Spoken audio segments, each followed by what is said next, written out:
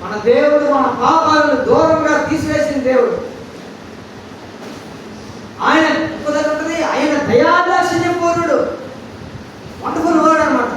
ఆయన దయాదాక్షిణ్యపూర్ణుడు, దీర్ఘ శాంతుడు, కృపా సమృద్ధి కావాడు.